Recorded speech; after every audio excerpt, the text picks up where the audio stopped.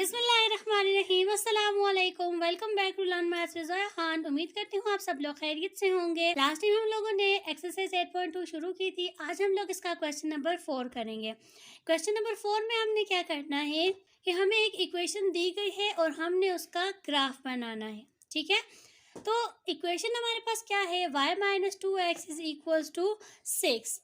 तो यहाँ से हम लोग क्या करेंगे, इस इक्वेशन को किसी एक वेरिएबल के फॉर्म में लेके जाएंगे। हम लोग ज़्यादातर इसको y की फॉर्म में लेके जाते हैं। ठीक है, तो क्या हो जाएगा, y is equal to 6 plus 2x, क्योंकि 2x यहाँ पे सब्ट्रैक्ट हो रहा है। जब हम दोनों तरफ ऐड करेंगे तो यहाँ से कैंसिल हो जाएगा। और नए आने वाले लोगों को खुशामदीद। इसी तरह की नई वीडियोस देखने के लिए और मज़ीद इन्फॉर्मेशन हासिल करने के लिए या फिर अपने कंसेप्ट क्लियर करने के लिए आप लोग मेरे चैनल को काइंडली सब्सक्राइब कर दें और बेल आइकन को प्रेस करना नहीं भूलिएगा ताकि सबसे पहले ये वीडियो आपके पास आए। यहाँ पे हो जाएगा 6 प्लस 2x।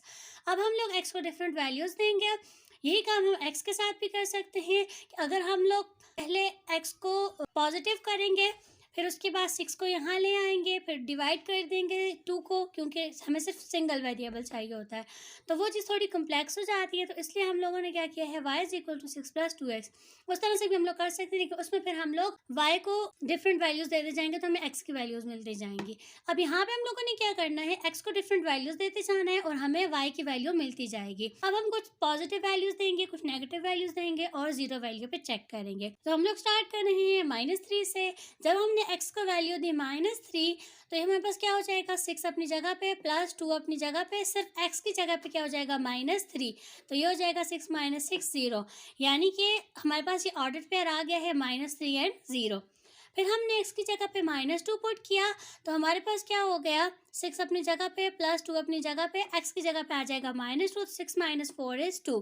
तो हमारे पास ये सेकेंड ऑर्डर पेयर आ गया है -2 एंड 2। फिर हम लोगों ने क्या करना है, -3 हो गया, -2 हो गया, अब हम वैल्यू देंगे -1 पे। तो जब x -1 है तो x की जगह पे -1 पुट किया, तो 6 - 2 इज 4। तो हमारे पास एक और ऑर्डर पेयर आ गया है -1 एंड 4। फिर हम x की जगह पे 0 पुट करेंगे। यहाँ पे हमने 0 पुट किया तो ये वाली टर्म सारी 0 हो जाएगी। हमारे पास सिर्फ बचेगा 6 + 0, तो यहाँ सिर्फ आ गया 6। तो हमारे पास क्या ऑर्डर पेयर आ गया है, 0 एंड 6। अब नेक्स्ट हम लोग क्या करेंगे, x की जगह पे 1 पुट करेंगे। तो हमने x की जगह पे 1 पुट किया तो यहाँ पे 1 आ जाएगा। तो 6 + 2 इज 8। तो हमारे पास ऑर्डर पेयर आ गया 1 8। फिर हमारे पास नेक्स्ट क्या होगा, x is equal to 2 put करेंगे तो y इज इक्वल टू 6 + 2 × 2 हो जाएगा। तो 6 + 4 is 10। So next order pair हमारे पास आ गया है 2 एंड 10। अब हम लोग लास्ट क्या करेंगे, x is equal to 3 put करेंगे तो y is equal to 6 + 2 × 3, 6 + 6 is 12। तो हमारे पास ऑर्डर पेयर आ गया है 3 12। हम इससे ज़्यादा भी ले सकते हैं, हम इससे कम भी ले सकते हैं और जहाँ से हम मर्जी हम वैल्यूज़ पुट कर सकते हैं। लेकिन हमारे लिए जो ग्राफ होता है वो ऑरिजिन से अगर हम बनाना स्टार्ट करते हैं तो वो हमारे लिए ज़्यादा इजी रहता है।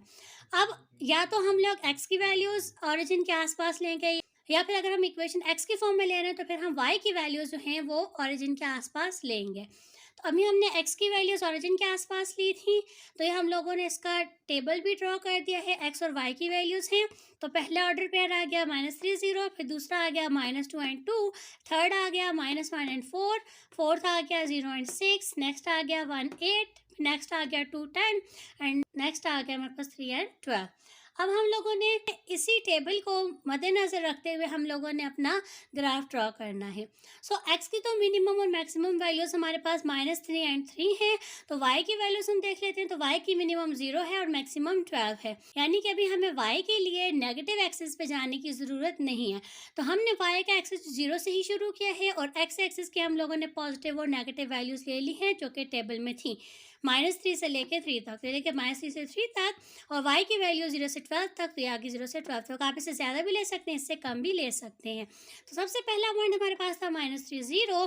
तो -3 0 यानी कि इसका y कोऑर्डिनेट 0 है। जब भी किसी ऑर्डर पेयर का y कोऑर्डिनेट 0 होता है तो वो पॉइंट जो है x एक्सिस के ऊपर होता है। तो ये x एक्सिस के ऊपर आ गया -3। फिर नेक्स्ट था -2 एंड 2, तो x -2 एंड y 2, ये वाला पॉइंट मिल गया। फिर नेक्स्ट हमारे पास है -1 4, तो -1 और 4 से हमें ये वाला पॉइंट मिल गया। फिर 0 एंड 6, जब किसी ऑर्डर पेयर का x कोऑर्डिनेट 0 हो तो वो वाला पॉइंट y एक्सिस पे आता है, तो y एक्सिस पे 6 पे जाएगा, तो ये 6 आ गया। फिर 1 और 8, तो 1 और 8 से ये वाला पॉइंट आ गया, फिर 2 और 10 से ये वाला पॉइंट आ गया, फिर 3 और 12 से हमारे पास ये वाला पॉइंट आ गया। सब पॉइंट्स को हम लोग आपस में जॉइन कर लेंगे तो इससे हमें एक लाइन मिल जाएगी।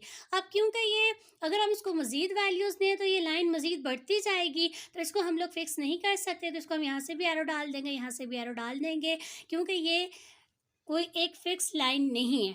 ठीक है, तो साथ हमने लाइन की इक्वेशन लिख दी, y is equal to 6 plus 2x। अच्छा, इसमें जब हम लोगों ने y की मार्किंग्स की हैं तो y की मार्किंग्स हम लोगों ने सिर्फ इवन नंबर्स में की हैं। ठीक है, अब देखें यहाँ पे हमारे पास 0, 2, 4, 6 सारे के सारे क्या थे, इवन नंबर्स थे। इसमें फिर हमें ऑड नंबर्स लेने की ज़रूरत नहीं है लाइन पे। ठीक है, तो हम लोगों ने जब एक्सिस ड्रॉ किया तो हम लोगों ने सिर्फ जो मेंशन किया है वो सिर्फ इवन नंबर्स को किया है, क्योंकि वही हमारे टेबल में आ रहे थे। ठीक है, इस तरह से हम लोगों ने ये लाइन ड्रॉ कर दी है। अभी अगर आपको किसी चीज़ की समझ नहीं आई तो आप मुझसे कमेंट सेक्शन में भी पूछ सकते हैं, या फिर आप मुझे इंस्टा पर डीएम भी कर सकते हैं। आज के लिए इतना ही, मिलते हैं हम नेक्स्ट वीडियो में। तब तक के अपना ख्याल रखिएगा, लाइक शेयर एंड सब्सक्राइब करना नहीं भूलिएगा। अल्लाह हाफिज़।